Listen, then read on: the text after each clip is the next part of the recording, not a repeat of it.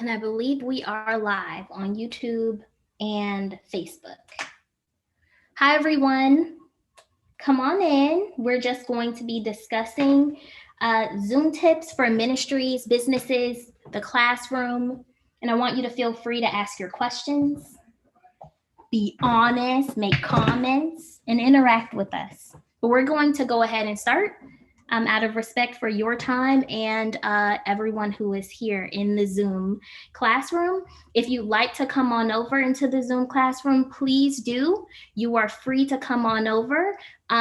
Just go ahead and register using the link in the description box. If you'll just give me a moment, I want to make sure that this is accessible on all of our pages. And if you can help me do that by sharing, that will also be great.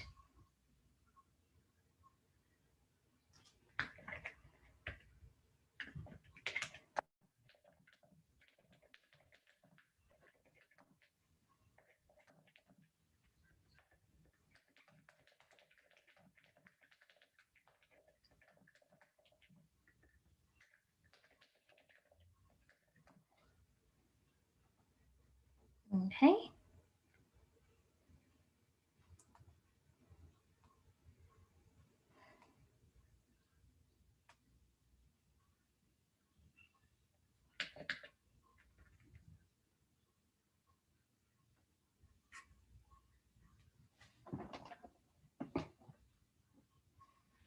Okay, let's also share to the ABI page really quick.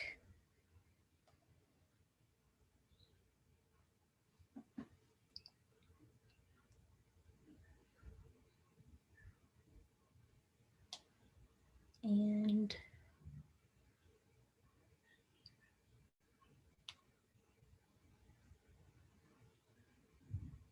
excellent. Okay, so we're gonna go ahead and start.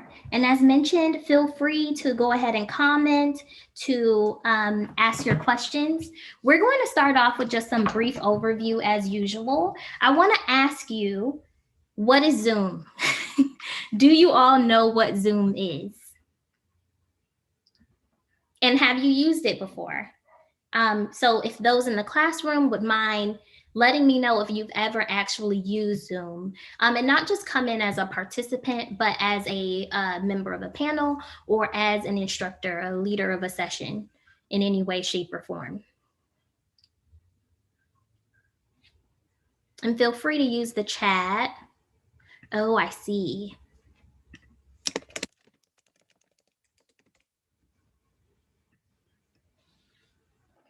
Cord, can you talk about the ways that you've used Zoom? Have you used any of the features on Zoom before?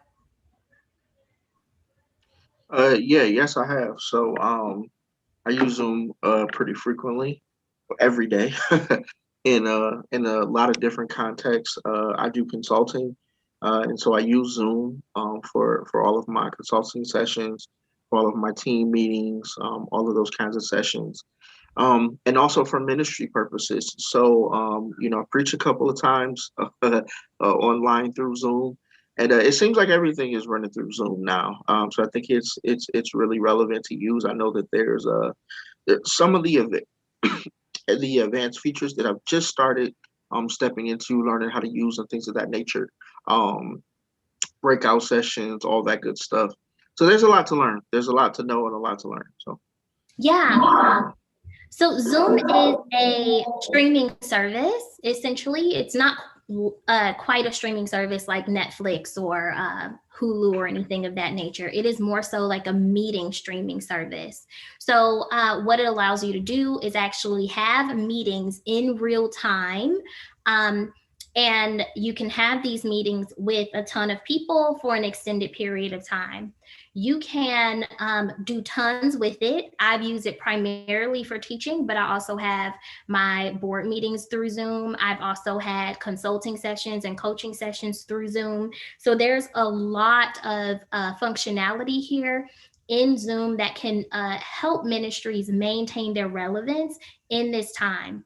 I know lots of people are getting vaccinated, and in some ways it's seeming as though this scare of infection or spreading infection is decreasing. In some ways it is certainly increasing. But Zoom still is an excellent way to reach out and to share, some form of intimacy with any given audience. It is an excellent way to feel like you are in the room with the people that you're meeting with. I haven't seen Miss Letitia forever, and it feels like just being able to have her in a room feels like she's here, and I think that it's often the case that technology brings about a bit of disconnect, but Zoom is one of those platforms that, if you use it correctly, can actually invite openness and actually help you share an intimacy.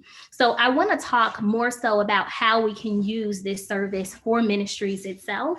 And I have some really decent ideas as to how we can do that. You can have a whole church service on Zoom and effectively split groups up, effectively have many of the ministerial rituals or practices or groups that you often have in a service. And so I want to talk a little bit more about that. There are tons of benefits, though, that I want to discuss first of using Zoom. I've already discussed the aspect of intimacy. One of the ways that you can use Zoom is you can actually utilize many of these features like breakout rooms, like polling, like chat, to actually increase interaction. A lot of people have been preferring to do Facebook or Instagram church, or church over the phone using the conference lines, but Zoom actually offers a much more effective way of being able to really get I would say, get the feel of church, right? You can't maintain someone's attention on Facebook or Instagram. At any point they get a text message or a phone call, they're as good as gone. But in a Zoom meeting, you can actually maintain attention, not only because people are showing their faces and offering their voices, but you can also ask questions. You can use a whiteboard right on the screen. You can share documents, like upload documents for people to access on Zoom, and many, many more. People can actually have reactions, some of the same reactions that they have on Facebook. People can also raise their hand, things of that nature that could actually be quite helpful for a service, a church service, or some kind of ministerial event. Another thing that's great about Zoom is it gives you real-time access. So people aren't catching you on the replay, though they can, because Zoom allows you to live stream. So it allows you the ability to share. Or stream. I'm doing that right now. This very lesson is streaming on YouTube and on Facebook simultaneously with very little effort. And Zoom does allow you to do that if you know how to do it. While I can't take you through the process of how to do that, I can kind of show you where you would be going in settings to set that kind of stuff up. It also gives you the ability to break people up in groups and actually take part or help people take part in activities that will allow you to assess people's ability to hear what you're saying, understand what you're teaching, and interact with one another. You can use Zoom breakout rooms, for example, for Bible study. You want to split people up into small groups. You can use them for counseling sessions. You can use them as prayer rooms. You can use them as prophecy rooms. You can use them for a whole lot of purposes. And you can actually create quite a few breakout rooms. And one of the things that I absolutely love about breakout rooms is they are not recorded.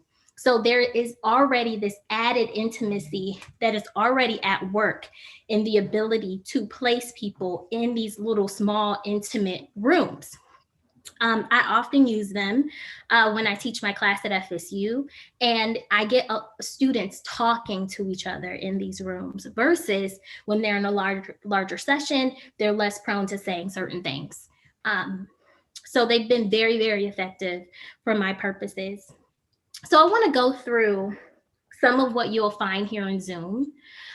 What you'll find is the ability to share your screen, which I'm going to do very briefly. Actually, I'll do it for an elongated period of time because I want to go through these settings with you.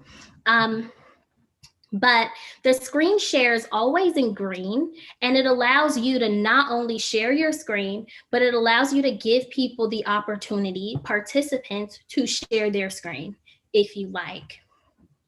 There's an icon for chat.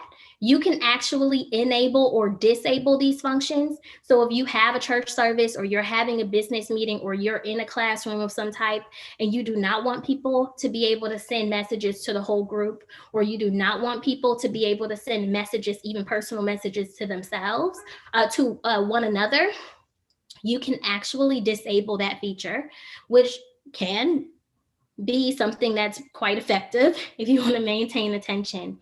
But it is there. But there's also the ability to record sessions. There's the ability to react, like raising your hand, showing your love for a message, showing the humor in a message. There's the ability to enter into breakout rooms. And there is also the ability to poll. So I have a poll question here, and I'll also teach you how to create these polls. And this is going to lead us into the settings. And this webinar isn't meant to be long at all. So we're actually more than halfway done. I'm going to go through these settings and then let you know what's going on with ABI, and we're going to be done. So I have a poll question here, and I'm going to launch it for you guys in Zoom. So it asks you, all of the attendees, are you familiar with Zoom settings? And it gives you the ability to say yes or no. So please go ahead and answer the poll. What's great about this poll, and I'm sorry you people on Facebook can't quite see the poll, but let me see if you can. Actually.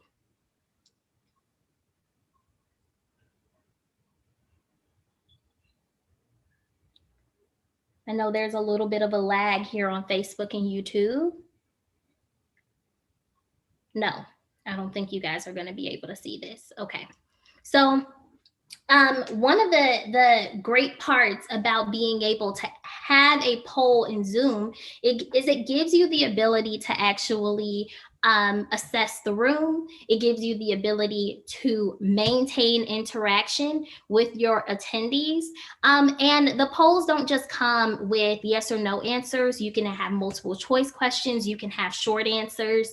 And they're really easy to create. You can create them in Zoom, or you can create them in your settings before the meeting starts. And I'll show you how to do that.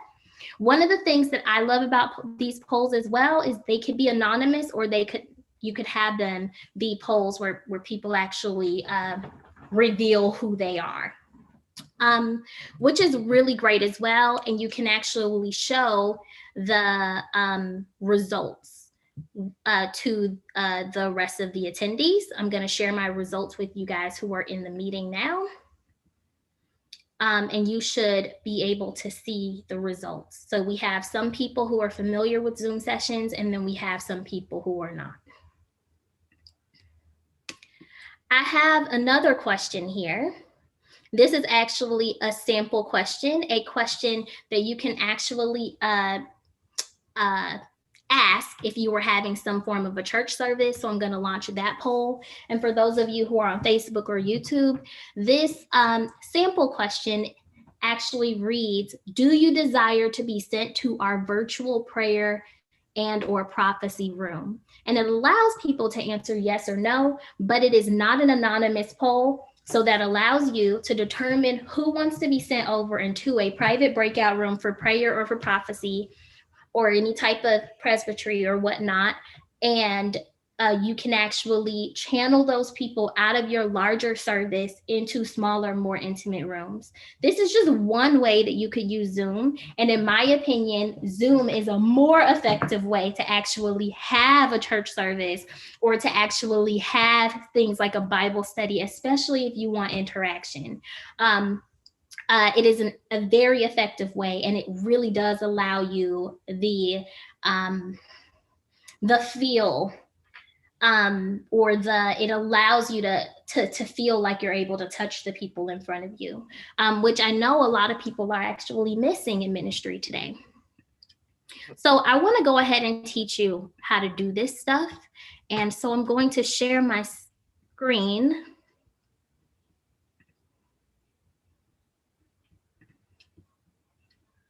And I'm going to go ahead and take you through the settings. Okay. So I'll say a few things about sharing screens on Zoom. You get the option to share your entire desktop. You also get the option of sharing a particular Chrome browser or internet browser, but you also get the opportunity of sharing a Word document or a PowerPoint or an Adobe file or some form of a download. So it's extremely functional. There are a few things you need to know. If you are sharing your desktop, make sure that you have Do Not Disturb activated on your computer, because every text message, every phone call that you might get on your MacBook, because Apple has everything connected, will show up in your share. Then another thing is, if you are sharing something like a video or something that people need to hear, make sure you have all of your portable audio equipment off. So if you're using, for example, some type of earbuds or a mic or something of that nature to speak to your attendees, you would need to disable that, because your attendees can only hear what you can hear through your computer. So that's another thing. It's going to be playing in your ears, but that's not theirs. So I had to learn that the hard way when I first started utilizing the service. So definitely worth keeping in mind. So if you go here to settings, there are quite a few settings here. I won't really go through, I guess I can go through security a little. And please feel free to interrupt me if you need to. We do have a question here. Can Zoom be conducted from phone, or you need to be on a laptop? Zoom can be started. You can be a panelist or a leader, like a host of a Zoom meeting, streaming from your phone, your tablet, or your laptop. And participants can also find your session on their phones, tablets, or laptops. And if you have Apple CarPlay, you can even access a Zoom session in your car. So it's pretty cool. Pretty much everything that shows up on your phone that is accessible in a car will show up in your car. So if you have the Zoom app on your phone or your tablet and you've connected it to your car, it will also show up there. So Zoom is extremely functional. You can literally enter into meetings from any and everywhere. And you can actually touch people from all over the world, which I love about Zoom. We have, for example, a professor from South Africa who leads sessions or teaches classes. And I've never met him in person, but I've seen him quite a few times on Zoom, enough to feel like I kind of know him, right? So Zoom does allow for an intimacy that Facebook or some kind of a letter or a text message even, or even the phone does not allow for. So when you set up a meeting in Zoom, you're going to be required to do one of two things. Either you need to enable a waiting room, or you need to have a password, set up for that meeting. ABI generally uses a password, and it's fairly generic. And this is just how Zoom functions. We can change it at any time. But what I often find myself more so enjoying is enabling a waiting room. And once I get into the session, if I want any and everyone to be able to come in, I will just disable the waiting room. That's often how I do my sessions. Zoom does have slightly this privacy thing going on where you can have a Zoom bomber, and they can just come in and bomb your meeting, which is why people often require, or why Zoom requires, either a password or a waiting room.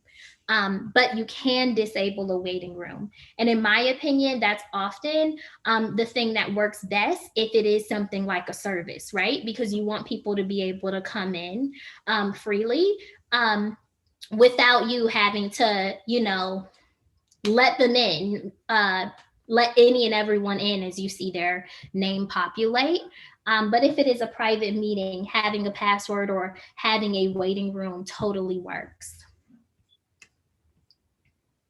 You can also customize this so that you can determine who actually gets to go to the waiting room. There are people, for example, emails that you can invite to your Zoom session, and those who have that email can actually come into, if you allow them, if you put in the settings, they can come into your room without having to wait. But I often have everyone go into the waiting room. That's often how I do it. So you can also customize this even the more if there are more people or less trust. There's more trust issues, by mobile, for example. You can require just certain people to join by passcode. So you can enable everyone who has a phone, for example, to join by passcode. Anyone who has a link to join by passcode. But you can also disable these. If I just disable it, it will turn this setting off, and it will just turn this gray color. You can also require people to register before they go into your meetings, which is really an interesting setting in itself. So if you have a closed meeting, if there are only certain people that you're expecting to be there, you can actually just send them a personal email invite and just completely close off your meeting. Say you're having a leadership meeting or something of that nature. You can block people as well. One of the things that you want to definitely keep in mind is I often in my settings require that Zoom allows both the host video and the participants video to be on, but you can disable that. If you're not interested in seeing the faces of your attendees, you can totally disable that. You can even mute them and not give them the ability to speak in a Zoom session. And you don't have to have Zoom webinars to have that type of power. Or you can enable everyone to have a voice, to freely unmute themselves, or to freely share or remove their face from the session, which generally helps. You can also really specifically determine how your attendees or participants can join the meeting via audio. So for example, if you don't want them to join by actually being able to speak and use the mics in their computers, you can actually have them call a number that will allow them to have some bit of, a vocal power in your sessions.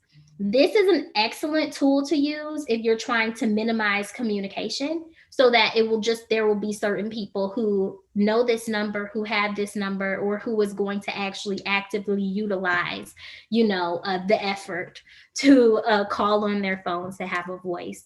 But once again, you can actually just mute everyone, and you can unmute whoever you would like to speak. I'm just going to scroll on down. Chat is something that you can actually disable. So as you go into in-meeting basics, you start going to deeper specificities. In here, you can actually disable chat. You can also disable saving of chat. So one of the things that we can all do as participants is we can actually click on our chat icon. There are normally 3 dots on the right of the screen, of the chat screen, and those 3 dots will allow a participant to actually download the transcript of all of the chats. You can prevent that from happening. I don't understand why you would want to do that. I guess if the meeting is private and you don't want certain details to get out, you don't want receipts, you might prevent participants from saving the chat. But outside of that, I never really have a problem with that. You can disable private chat. This is what allows members or participants to speak to one another privately, to send a private chat without sending it to the whole group. You can automatically have Zoom to save your chats or not. When you download your recording for Zoom, Zoom will send you a video recording, an audio recording, and a chat history. But you can stop Zoom from doing that if you like. You can also, and this is something that we used to use a really long time ago, but I'm happy I disabled it. I believe it also naturally comes disabled. But you guys remember like those audio conference lines, every time someone joins or leave, you hear that button in your ear? You can actually have that working in Zoom as well. As you see, mine is totally off. And I've already mentioned this, but you can actually upload a file into Zoom. So if you want to share a document, share an article, share a reading, you can actually do that. You can share a full document and can transfer that to people through chat.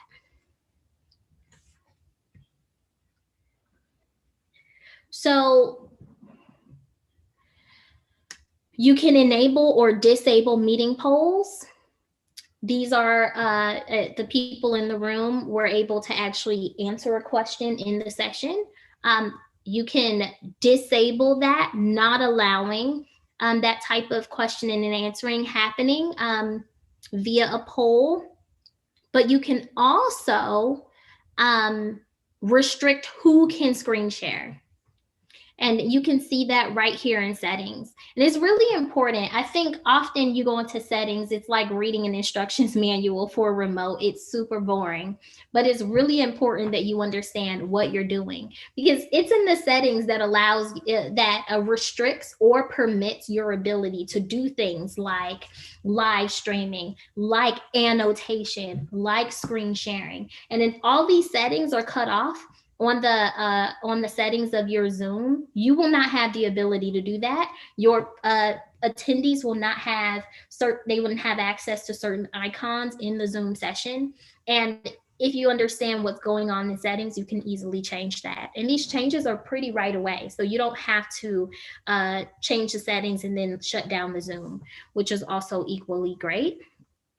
Annotation allows you to do things like highlight, underline things that are on the screen. So if I wanted to annotate those who are in here, there's normally a bar at the top of the screen that will allow me to create a new share, ask you another question, for example. But there's also one that says annotate. And the annotate button will allow me to write text, so I can actually type whatever I want here. It allows me to draw on the screen, and it gives me various options and thickness of pen, so I can actually draw on the screen if I want. Let me draw a little happy face. I'm not a great artist.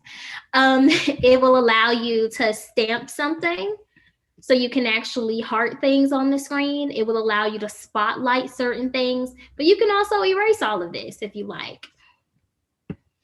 Undo, redo, you can clear the whole screen with one button.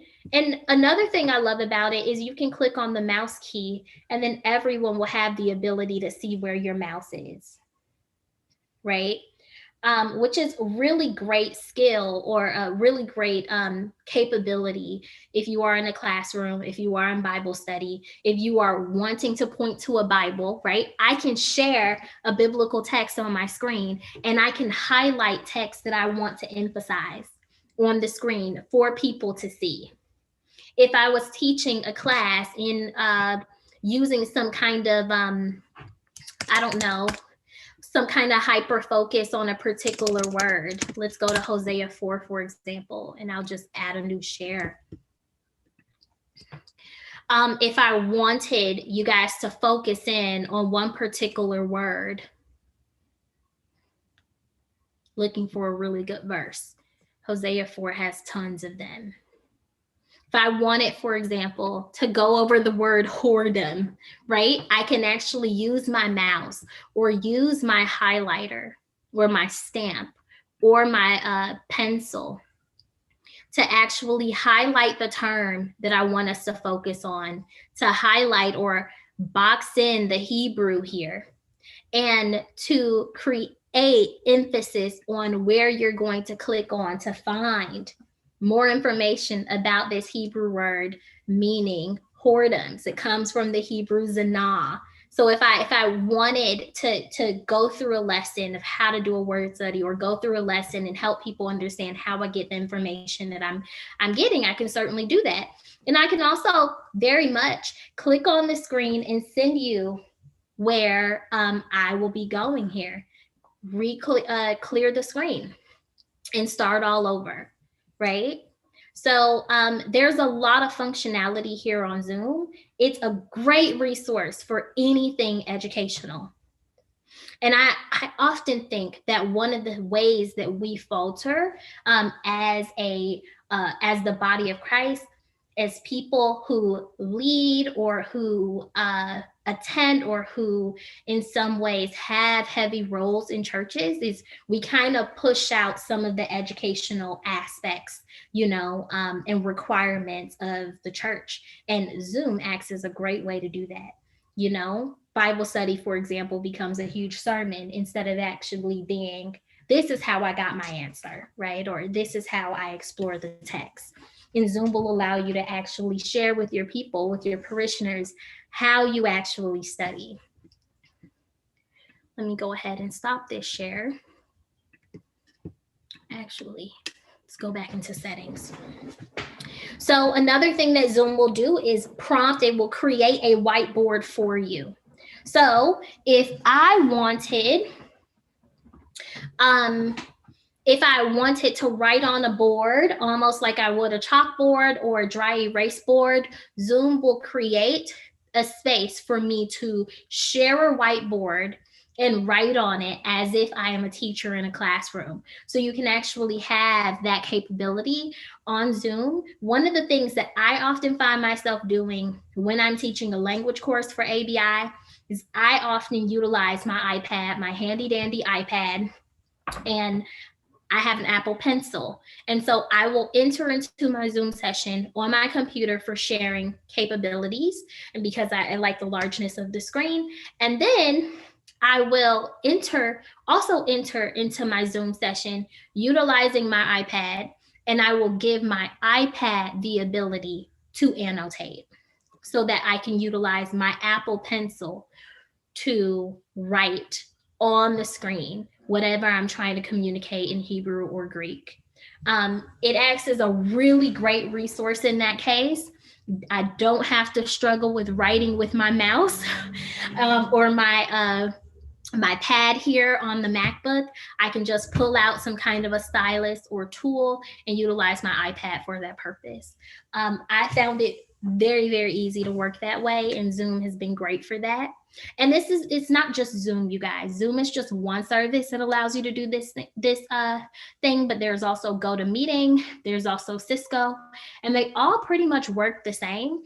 You might have some restrictions in some ways with some of these services. I found Zoom to be one of the cheaper services. There's WizID, there's a ton of them. So if you're interested in learning about more of these other services, I'm happy to direct you there.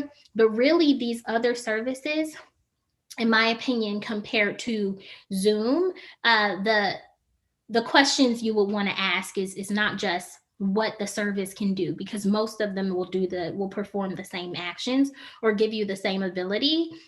For the most part, ABI chose Zoom. We switched from Cisco to Zoom because Zoom allows us the ability to live stream, and live streaming is really important for our free webinars, right? So that was a much easier process for us. It allows us to be live with you guys on Facebook, be live with you guys on YouTube, and answer your questions in a live setting, and not just, upload a video of our more intimate setting, which we still have. Our classes are not streamed live, so we don't technically need a live streaming service attached to our virtual classroom. for our classes as we would for things like webinars. So really it's about your goals. You need to understand what your ministry, what your business, what your educational institution needs in order to make the best decision as to what service will best work for you. But I have used Zoom, I have used Cisco, I have used GoToMeeting, I have used WizID, and I find them to be really exceptional services. And most of them come with trials. So if you just want to try them out, you very much can in order to make the best decision. You can restrict people from making meeting reactions if you don't want them to be able to give you the thumbs up. If you do not want them to utilize emojis, you can disable that. This is very helpful when it comes to you trying to minimize distractions, right? If you are teaching in a space where people are much more easily distracted, like youth, for example, you're having some kind of youth service, you might want to disable chat. You might want to disable meeting reactions that can actually cause people's eyes to go off of the youth leader onto somebody else. You might actually want to have people raise their hand to ask permission to speak, those kind of things. It just depends on your audience, and Zoom will allow you to change your settings based upon your audience. You can have people rename themselves. I've often been in sessions where people have identified their name or nickname in addition to the pronouns that they identify by.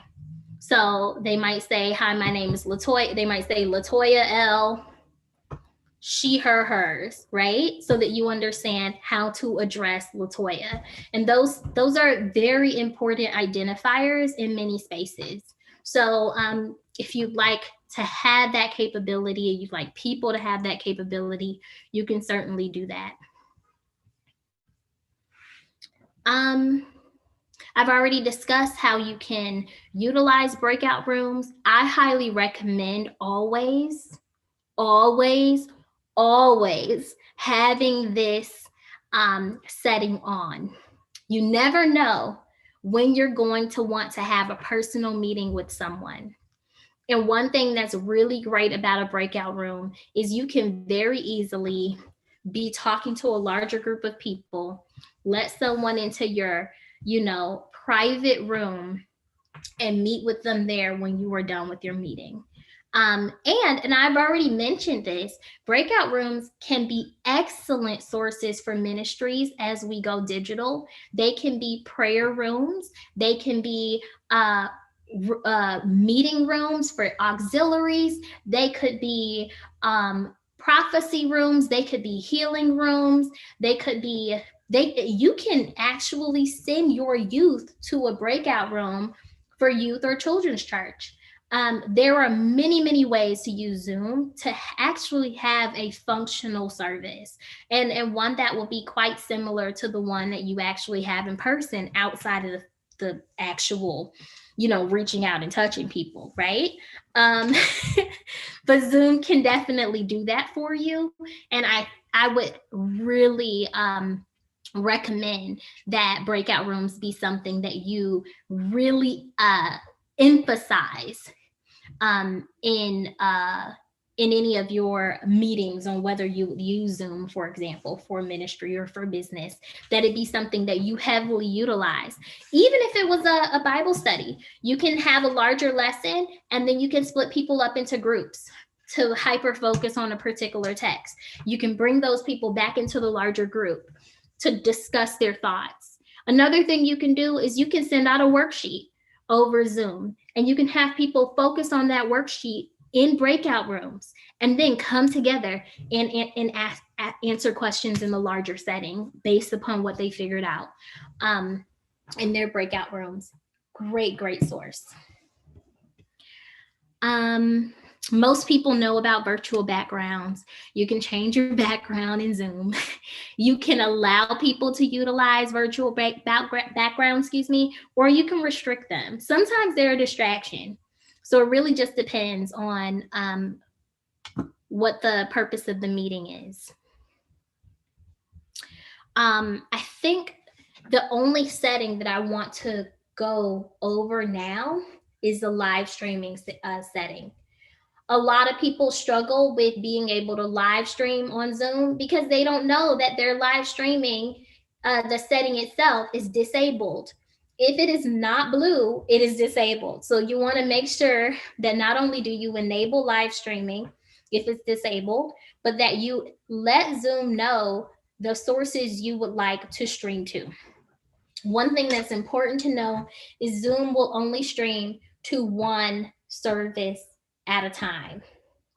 So if you stream to YouTube, you cannot stream to Facebook. The only way you can stream to both is if you enable custom live streaming and you utilize another streaming service to simul stream for you. As you see at ABI, we utilize Restream, and Restream does have a free subscription or a free option. It does limit how many services you can stream to, but right now we're just working off of 2, so it meets our requirements, and we're still very much using the free option. And you can also stream directly from Restream if you were interested as well. But Zoom works for us for that purpose with Restream, utilizing the custom live streaming service, which is really important to know. I think that's all I want to say about settings. Questions here? I know I kind of went a little fast, and in some ways, going through any settings, whether digital or not, it's kind of boring. So, questions?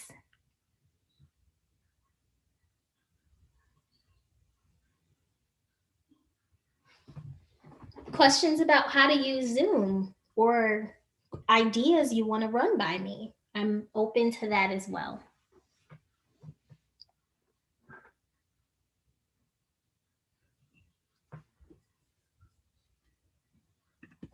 Okay, so if you do have questions, feel free to stay behind and ask them, or you can shoot us an email and I'm happy to go through them with you. I just want to share my screen once more to let you know what's going on here at Amana Bible Institute.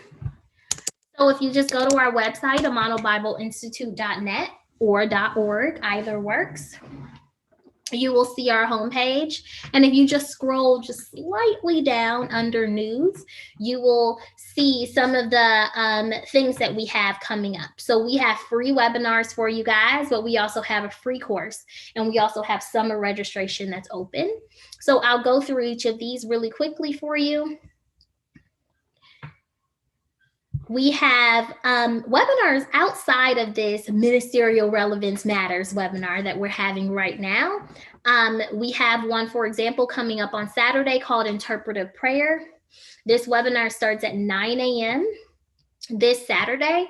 All of these webinars are free of charge. You just need to RSVP for them. And then next Tuesday, a week from today, we're going to talk about whether the Old Testament is dead, which is going to be fun. I love the Old Testament.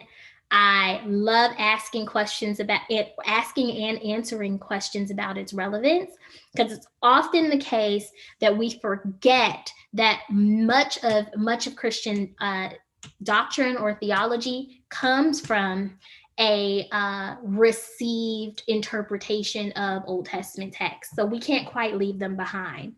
But also there are more refreshing ways of reading about the God in the Old Testament that can be quite restorative. So we're also going to go later on in or early in May, we're going to discuss wealth.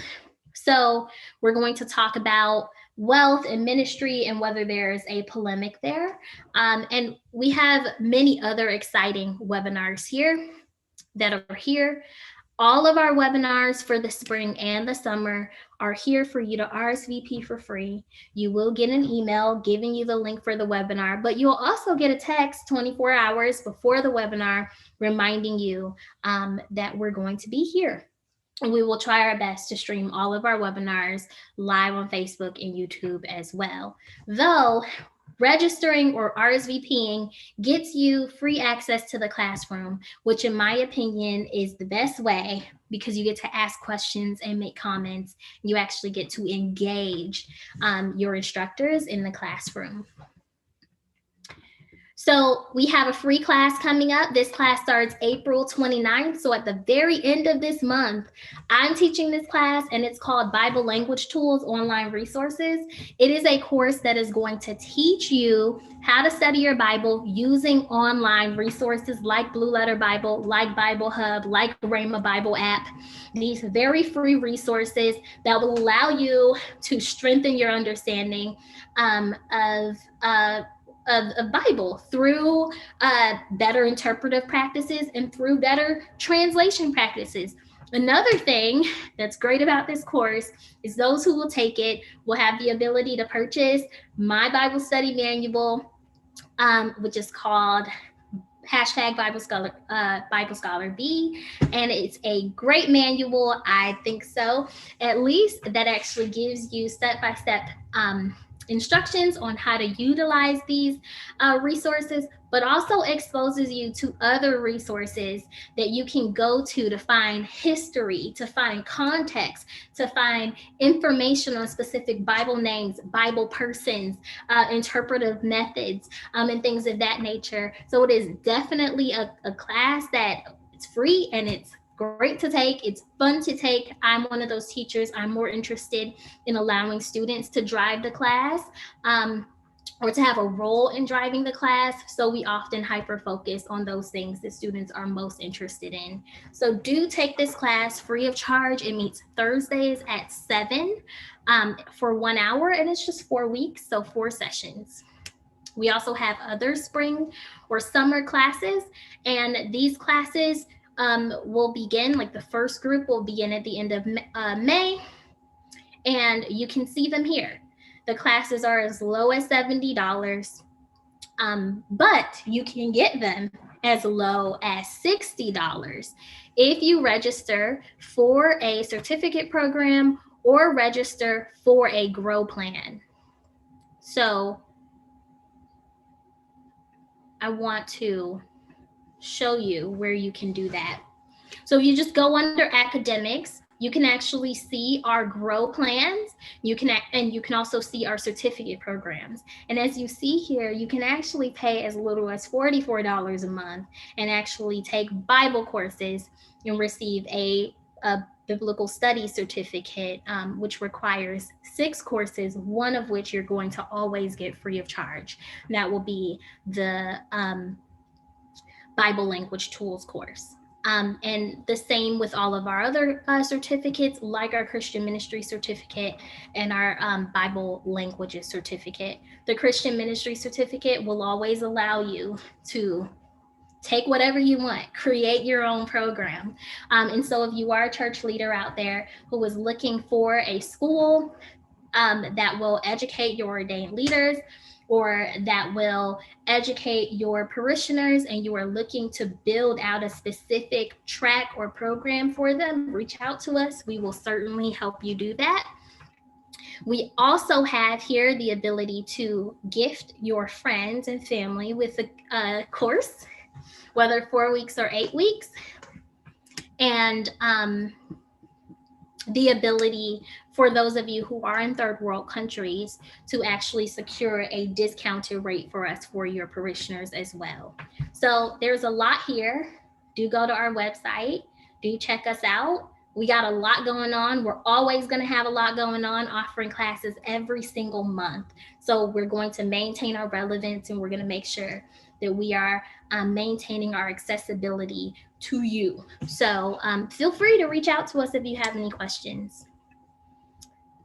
Anyone in the live classroom have any questions or comments before we sign off?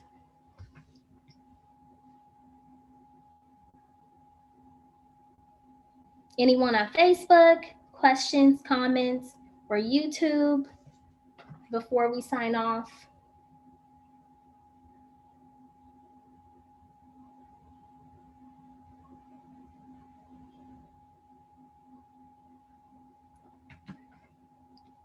Okay, so well, I hope you guys have a great day, and we hope to see you on Saturday for interpretive prayer. Bye.